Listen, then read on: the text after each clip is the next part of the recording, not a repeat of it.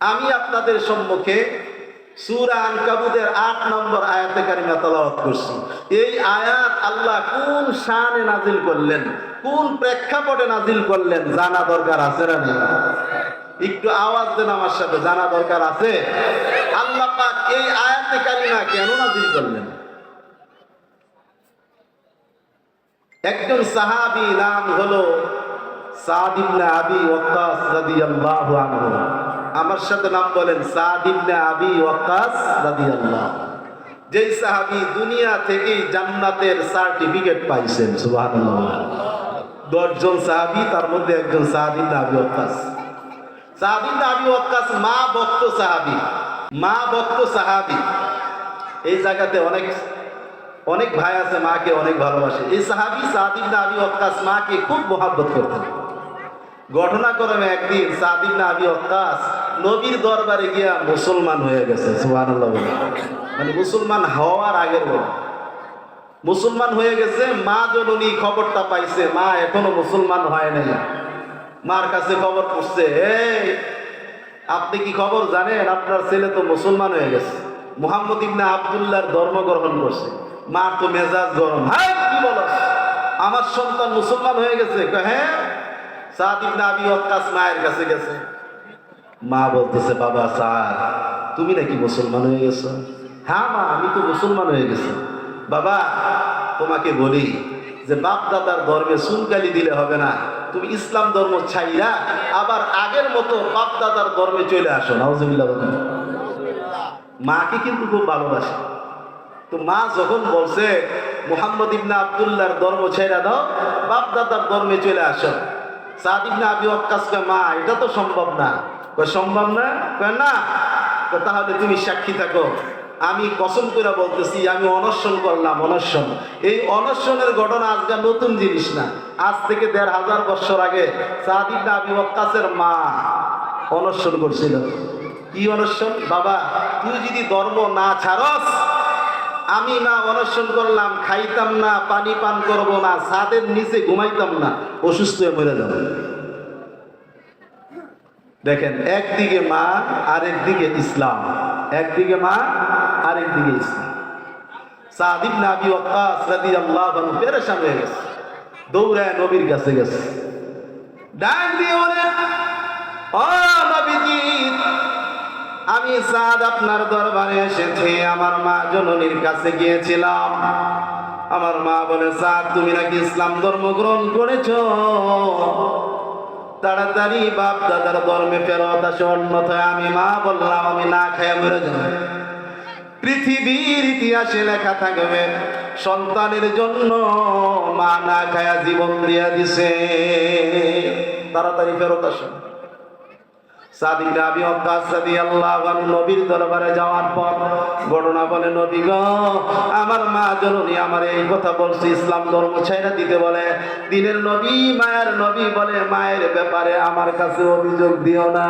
সুবহানাল্লাহ। দিনের নবী মায়ের আদর বেশি দিন পায় নাই, বাবার আদর তো পাই নাই।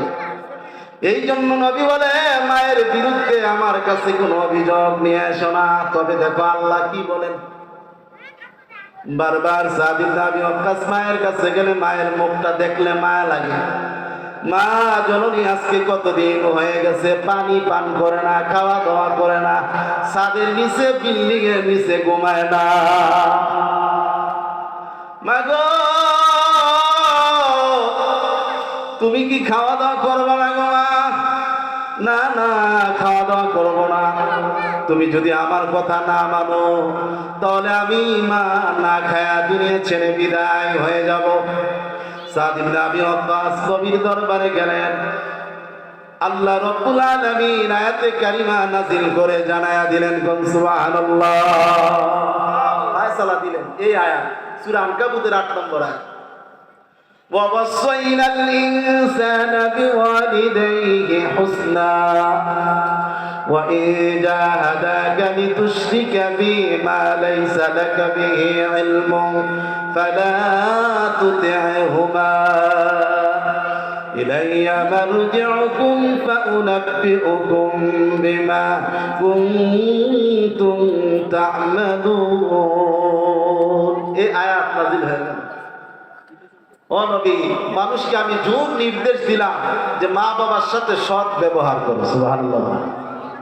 তবে ওয়াইন জাহাদাকা লিতুশরিকা বি, যদি কোনো মা বাবা আমি আল্লাহর সাথে শিরিক করার জন্য অর্ডার করে, এটা অনুসরণ করা যাবে না। সুবহানাল্লাহ। মা যেহেতু বারবার কইতেছে ইসলাম ধর্ম ছাড়ো, আল্লাহ জানায় দিলেন ওয়াইন জাহাদাকা লিতুশরিকা বি মা লাইসা লাকা বিহি ইলমুন, যেই বিষয় সম্বন্ধে তোমার জ্ঞান নাই, মা বাবা যদি তোমারে পিরাপিরি করে, কষ্ট দেয়, অনেক জোরাজুরি করে যে ইসলাম ধর্ম ছেড়ে দাও, ওই সময় একমাত্র আল্লাহর কথা মানতে হবে। যেইটা করলে আল্লাহ আল্লাহর রসুলের নাফরমানি হয়, মা বাবার কথা ওই সময় মানা যাবে না। সাদ ইবনে আবি ওয়াক্কাস এই আয়াত যখন নাযিল হয়েছে দৌড় দিছে মার কাছে, গিয়া বলে মা গো, আয়াতে কারিমা অবতীর্ণ হয়ে গেছে মা, তুমি এখন খাইবা না মরে যাবা আমার কোনো আসে যায় না, তুমি একবার খাও, একবার মরো, দুইবার মরো, এমনকি 100 বার যদি তুমি মরে যাও, আবার 100 বার যদি তুমি জিন্দা হয়ে যাও, তারপরও আমি সাদ ইসলাম ধর্ম ছাড়ব না। সুবহানাল্লাহ। তুমি 100 বার মরো আর বাঁচো, খাও চাই না খাও, আল্লাহর পক্ষ থেকে আয়াত নাযিল হয়ে গেছে, আমি ইসলাম ধর্ম ছাড়তে পারবো না। মাকে এত ভালোবাসতেন, মুহাব্বত। কিন্তু মায়ের কথা কয়বার বলছেন হাদিসে, সাহাবীরা নবীরে প্রশ্ন করলেন মান আহাক্কু বিহুসনি সাহাবাতি, ইয়া রাসূলুল্লাহ ইয়া হাবিবাল্লাহ, সন্তানের উপর কি হক, কার খেদমত করব, কে বেশি হকদার, মা না বাবা? নবী বললেন ক্বালা উম্মুকা, ক্বালা তুম্মা মান, ক্বালা উম্মুকা, ক্বালা তুম্মা মান, ক্বালা উম্মুকা, 3 বার বললেন। সাহাবী প্রশ্ন করে খেদমত করব কার? নবী বলে মায়ের। তারপরে কার? মায়ের। তারপরে কার? মায়ের। তারপরে কার? বললেন ক্বালা আবুকা। 4 নম্বরে জবাব দিলেন খেদমত করবা তোমার বাবার। সুবহানাল্লাহ।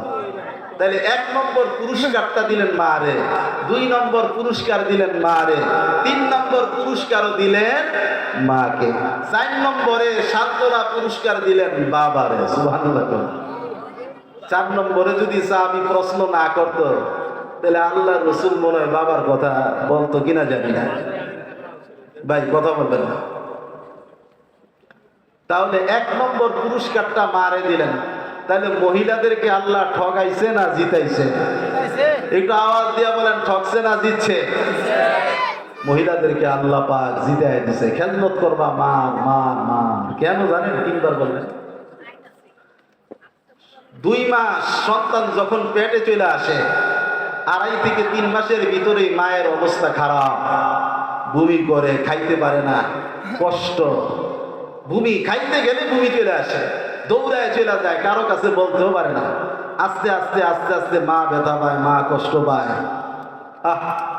এই জন্য ডক্টর ইকবাল বলেন 10 মহিনা পেট মে লেকে চলে না তুঝে, उम्र भर खिदमत मेरा शफकत से के हक है तुझे।